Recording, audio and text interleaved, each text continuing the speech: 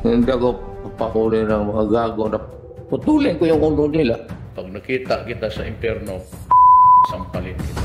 Ayan na, Depend Duterte, magdatingan na yung mga tropa, ay ganyan na, may mga baril na. Kinukumpirma ngayon ng legal counsel ni dating Presidente Duterte ang nais niyang iparating at mensahe sa taong bayan patungkol sa umano'y warrant of arrest laban sa kanya. Sabi ni FPRRD, haharapin ko sila pero hindi nila ako makukuha ng buhay. I am 80 years old, okay na ako. Ang ibig sabihin ni dating Pangulong Duterte, hindi siya natitinag, hindi siya natatakot, pero sa mulat-mula, ang sinasabi niya, hindi siya magpapahusga sa mga dayuhan. Yung warrant na yan, kung galing yan sa ICC, I will face them, pero hindi nila ako makukuha ng buhay. Na ang ibig sabihin ay handa siyang makipagpatayan at barilan. Hinding-hindi siya magpapahuli ng buhay, hinding-hindi daw siya susuko ang tinaguriang berdugo ng Pilipinas na si Rodrigo Roa Duterte. Dagdag ng legal counsel ni Duterte, wala pang sariling pulis ang ICC at nakasasalay yung pag-aresto ng mga akusado ng ICC sa kooperasyon ng mga estado, in this case, ng Pilipinas. Ang dapat mag-aresto sa kanya ay Pulis Pilipinas, NBI Pilipinas o Sundalong Pilipino. Pero bagamat sinasabi ni PBBM na hindi siya makikipagtulungan for 100 times, bakit naman itong si Justice Secretary Boying Remula ay bumaliktad at makikipagtulungan na raw sila sa ICC dahil ito daw po ay nasa resolusyon ng Kamara de Representate na pinamumunuan ngayon ni Speaker Romualdez. Ikaw na Pilipino, handa ka bang ipagtanggol si dating Pangulong Duterte sa oras na siya ay arestuhin? Isulat ang inyong reaction at komento. Na, ayun ang hinihintay ng probably lang ako. I'm just thinking ahead. Na yung hinihintay nila na maging offense na it becomes rebellion, it becomes sedition para kasuhan yung mga involved na tao. Di ba? Peaceful naman eh. Sinabi nga ni Duterte, we will take our time. Mag-PI kayo, we will take, kasampay mo rin, mga PI kayo, we will take our time.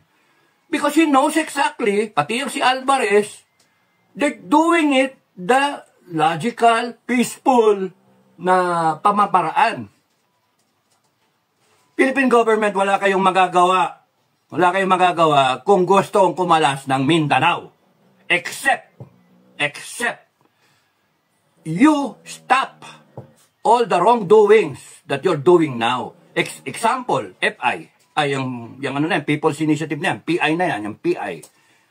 Tigil nyo yan, tigil nyo yan. Bakit magtitiwala tao sa inyo, Senate tsaka Congress? Magtitiwala sa inyo. Yung resolution number 10 yan, di nyo explain eh. Yung itigil ninyo yung pagkamagarbo ninyo, yung pagdustay ninyo ng pera, yung liquidation by certification ninyo, tigil nyo yan. Para maniwala ang taong bayan. BBM, dumalaw ka ng dumalaw doon sa mga namamatay, doon sa mga biktima na sakuna, doon sa mga namamatay na sundalo. Dumalaw ka, hindi, panay party ka. Animal, kaya wala tiwala sa inyo yung gobyerno. Pati ako wala akong tiwala. Wala tiwala sa inyo, kahit ano sabihin nyo ngayon, wala akong tiwala sa inyo kasi panay kayong mga palyado, panay kayong mga wala sa hulog. Tatakbo-takbo kayo ng eleksyon tapos magpopolitiko kayo, tignan ninyo mga asta ninyo, panay kayong mga dispalinghado eh. Kung buhay pa yung tatay ko, talagang sasabihin, dispalinghado kayong lahat eh. Panay mamon kayo. Alam niyo ba bakit mamon? Walang laman ang ulo, panay hangin, ganun yung mamon. Ampaw, pampihira kayo. Hanggang hindi nyo binabago yung aksyon ninyo. Pera, yun yung problema. Pera, no? Power. Abuse of power. Yung pera, corruption. Hanggang hindi nyo ina-explain yung nangyari sa PCSO, tuloy-tuloy pang sige-sige kayo, wala man na makulong, wala man, plunder na nga yun eh. Saan ka nakakita? Patatamaan 1.7 billion, isang buwan, less than. 1 billion, 5 na lotto games, only in the Philippines. And then Congress, mag-imbestiga kayo, and then wala nangyari. Sinong pagkakatiwala ng tao? Wala. Kaya bilang na yung mga araw ninyo, na 2025. Pero naisip-isip ko, kahit pala maglagay ka ng matino, may Smartmatic eh. May Smartmatic eh. Kaya wala pag-asa ang Pilipinas. That's why mukhang magsesenaryo tayo Mas maganda pa magsenaryo 7 o senaryo 6. Di ba? Doon sa mga sinasabi ko sa previous vlogs ko na 7 yung senaryo. Nandito pa pala, nakasulat. Senaryo. Senaryo 1, status quo, sige-sige kayo, happy days are here again, business as usual, payama kayo ng payaman, pahirap ng pahirap ang tao, tumataas ang bilihin, wala kayong pakundangan, wala kayong pakialam sa tao na nagsasalita na gusto namang magreklamo, na nagsasabi, tinatakot pa ninyo, tinatanggal nyo pa yung right nila, sasara nyo pa yung SMNI na yan, na siyang nagsasabi sa tao kung ano yung tama. Dinedeprive niyo yung tao, and then gusto ninyong maniwala kami, mga gago, mga gunggong, hindi kami maniniwala. May araw rin kayo. There is always a day for reckoning. Tinuro sa amin niya sa academy. At lahat ng PMA alam yan. Pag ikaw very relax ka, may kalalagyan ka. May kalalagyan kayo, mga hayop kayo. Tahimik lang yung iba. And my disclaimer, my comment and my position, it is not necessarily the position of all PMAers or even all of the retirees, all of the MUPs. But there are many who believe in what I am saying and who are also standing up. Sinabi ko huwag nang muna kayo maingay. Bayaan nyo lang ako ng maingay. And it's enough that you know what's happening. So, there's always a time for reckoning. Hindi lahat ng araw, gloria. Hindi lahat ng araw, So, status ko, tapos nun, you reverse the situation, binigyan naman kayong pagkakataon, binibilangan ko kayo ng 6 na buwan, down to 5 months na kayo, less than 5 months. Magkaalaman tayo towards June, no? Kung hindi kayo magbago, mukhang hindi kayo magbabago, at sige-sige kayo, walang mangyayari sa inyo. And then, yung isa is, mapilitan si BBM mag-resign. Mukhang hindi naman magre-resign.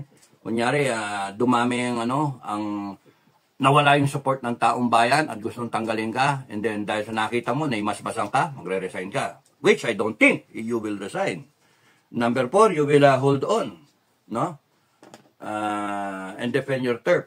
And then yung isa is mag-withdraw ng support yung armed forces, which sinisigaw ngayon ng taong bayan. Na hindi naman pwedeng basta-basta mag-withdraw ng support ng armed forces. You have to show to the armed forces your sovereign will. Yun. Hindi pwedeng basta-basta mag-iimbento yung armed forces. Hindi, ayaw na namin sa'yo, Mr. President. It is their duty, their obligation to defend government, to defend constitution, to defend the people of the republic.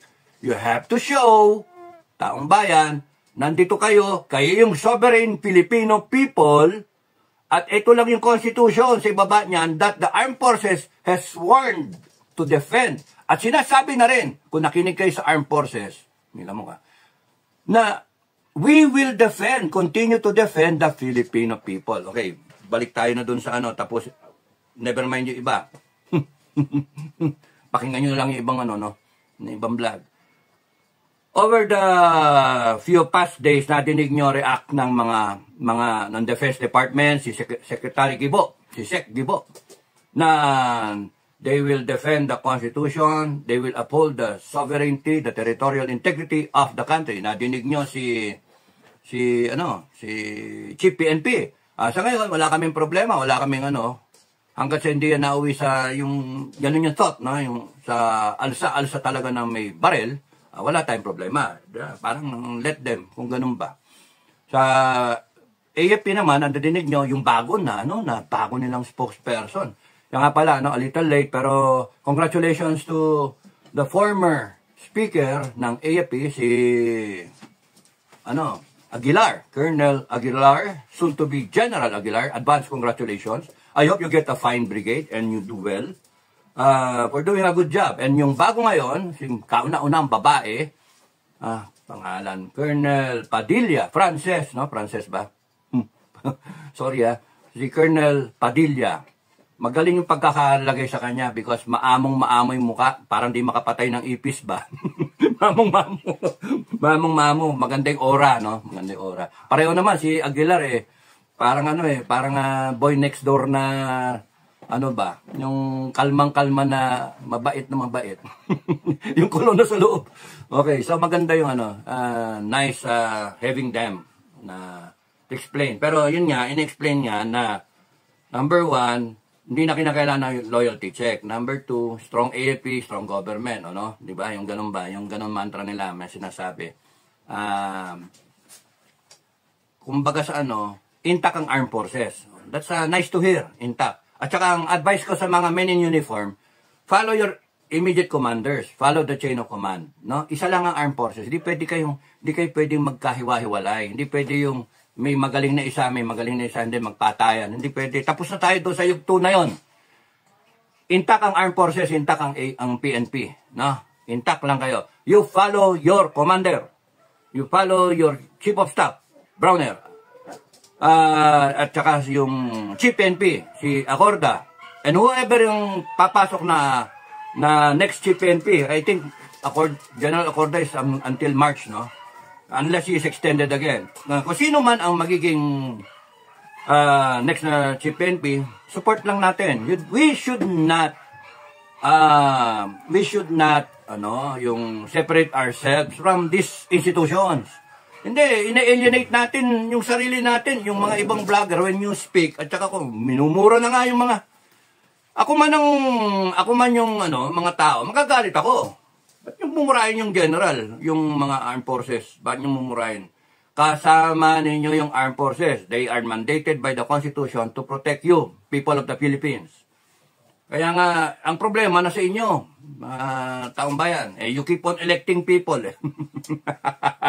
Mga budol, no? Kaya nga next election, 2025, tapos 2028, tapos 2028 plus 3, 2031. Every 3 years, election tayo. Papabudol tayo Sige tayo korap Ngayon, ibang kwento, pagka kunwaring, yung problema, hindi na solusyonan this year. Kasi sobra-sobra na nga no?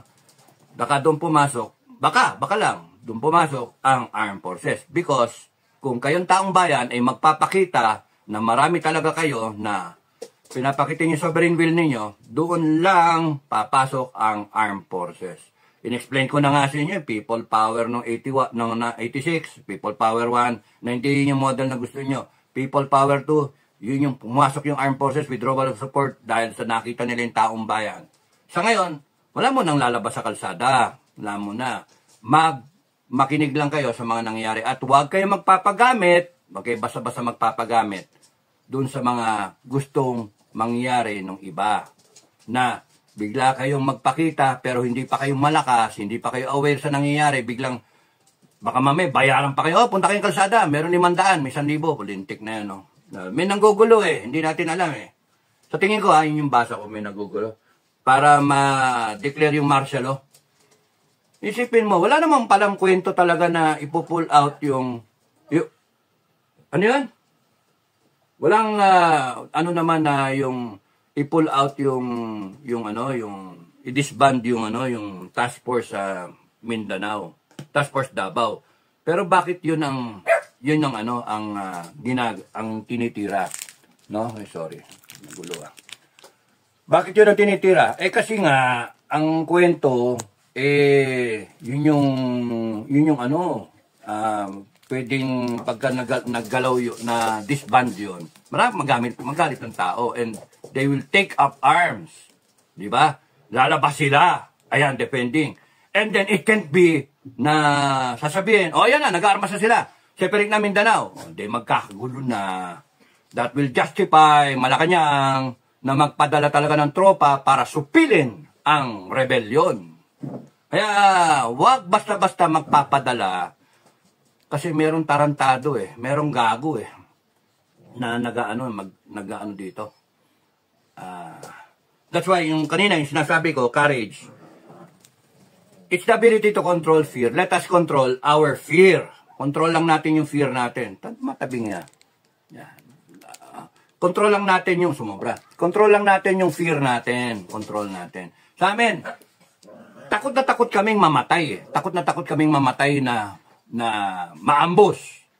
Pero, that is the thought lagi. ng kahit sinong sundalo, baka maambus ako ng mga rebelde. Kasi pagka naambus ka, 50% patay ka na. Kasi yung mag-aambus, nakaganyan eh. Select the target, pick the target. Then, bang, patay. O kalahati kagad, patay. USB. So, natatakot ka, pero control the fear. Kaya, imbis na nadadaig ka ng takot, ang gagawin mo na lang, what if ka na lang? What if? Yung plan ahead. What if maambus ako? Anong gagawin ko? Ano yung next action ko? Kung di ako tinamaan, number one, pagkadadaan ako sa ambush site, alam mo naman yung ambush site, yung matataas, high ground, paakyat, nagmiminor yung sasakyan, nakataas ka ng ganyan, kami nag-unship na kami ng baril. Naka-unship.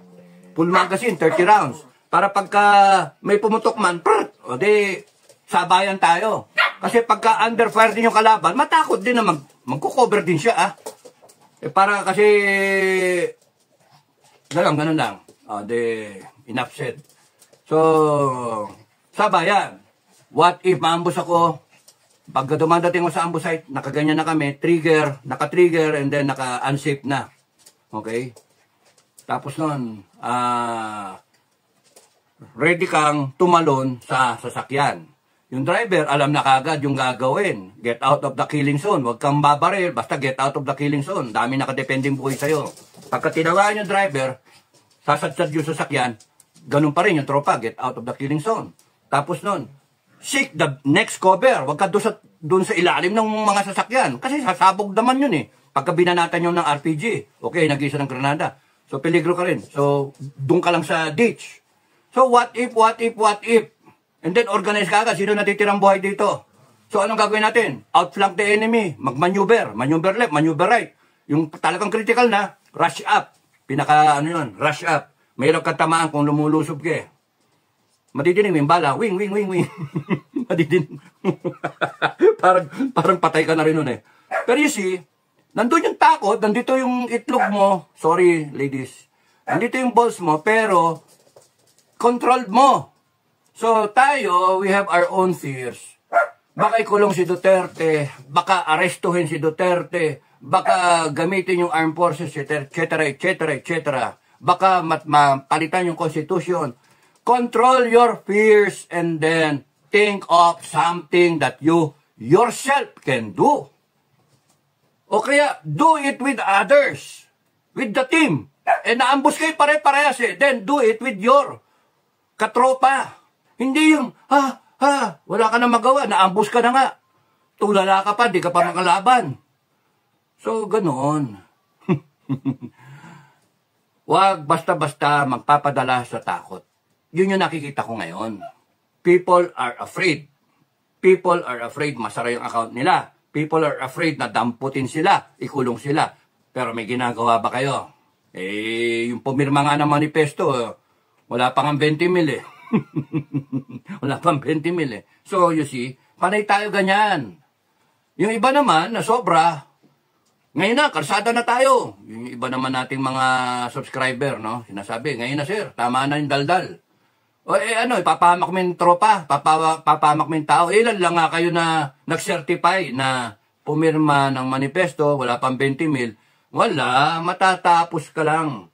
Kaya kinakailangan, what you can do is know what is happening, you control your fear, tapos nun, you educate everyone else in the family, your friends, your neighbors, so that they too will know what's happening. And then, dumating yung takdang oras, sinug na, tsaka kayo ngayon, mag-maneuver, di ba? Yung sinasabi ko na operational aspect ng lahat. Maneuver left, maneuver right, o rush up. Di ba? Because walang matibay na kalaban sa isang determinado na unit na ayaw mamatay.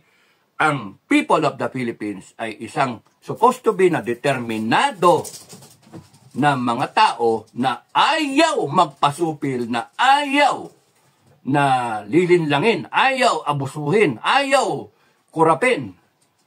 Pero lahat ng yan, matatapos yan sa takdang oras, sa takdang araw. Pagka nakita nyo na milyon-milyon kayo, doon lang kayo ano ng araw, takdang araw. Ngayon, what if lang kayo?